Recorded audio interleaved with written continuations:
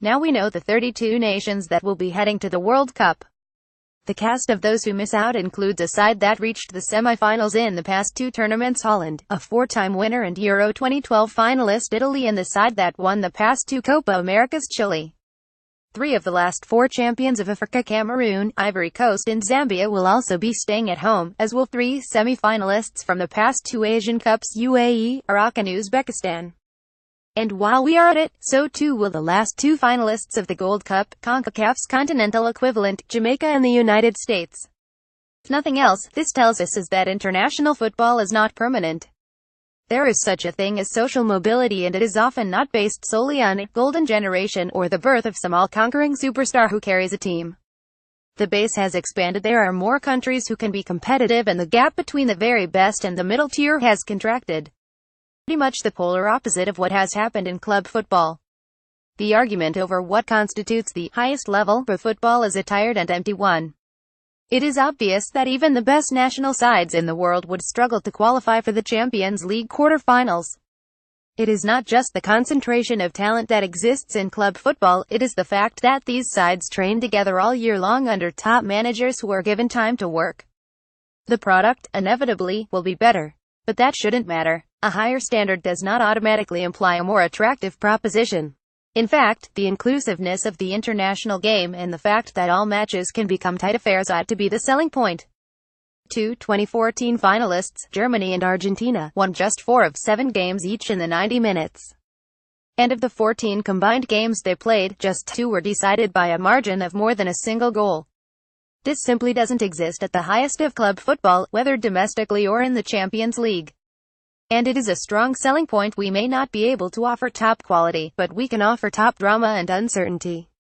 That said, this World Cup qualifying campaign, and the forthcoming draw, serve as reminders that perhaps it is time to, once again, revise the FIFA rankings. Because, yes, they do matter. When the draw rolls around on December 1st, you may notice that Poland will be in pot 1 while the likes of Spain, England and Colombia will not be top seeds.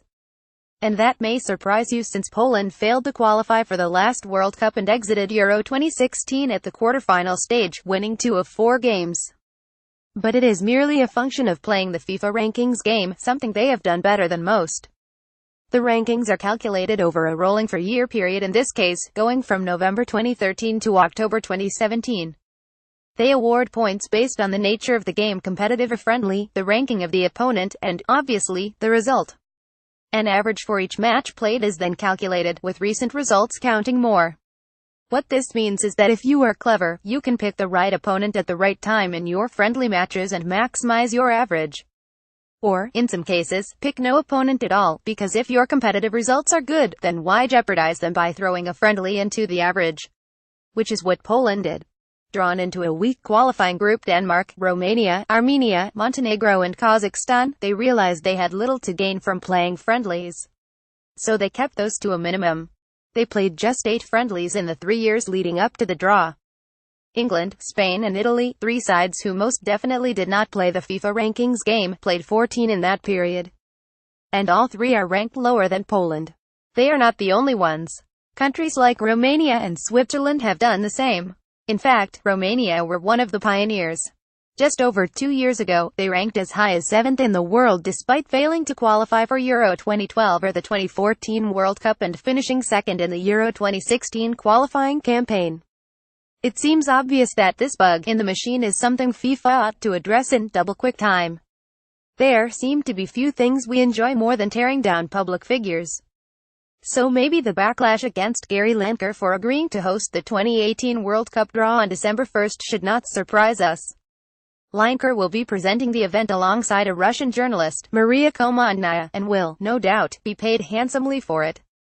Given that he has been a FIFA critic in the past, calling it a revolting organization with nauseating levels of corruption, some took the opportunity of calling him a hypocrite. He is happy to rip FIFA to shreds from the safety of the match of the day sofa, but when they hand him a bag full of cash, he toes the line and becomes their stooge. First and foremost, the bulk of Lineker's attacks on FIFA were related to scandal and the Sepp Blatter administration. Most of those folks are gone and many are on trial. The new regime under Gianni Infantino, for the time being at least, has avoided scandal and accusations, at least relative to the Blatter era. But this might also be a good time to remind ourselves that Lineker is not a journalist nor an investigator. He is a former footballer turned presenter and independent contractor. Sure, he is forthright on social media and isn't afraid to be controversial at times, but fundamentally he is in the entertainment business. People pay him and he reads off a teleprompter. By taking the FIFA gig, he is not being hypocritical and there is no conflict of interest. Besides, if you rely on Lineker for your FIFA news and you believe this will somehow compromise his objectivity, something he denies, then you are the one with problems, not him.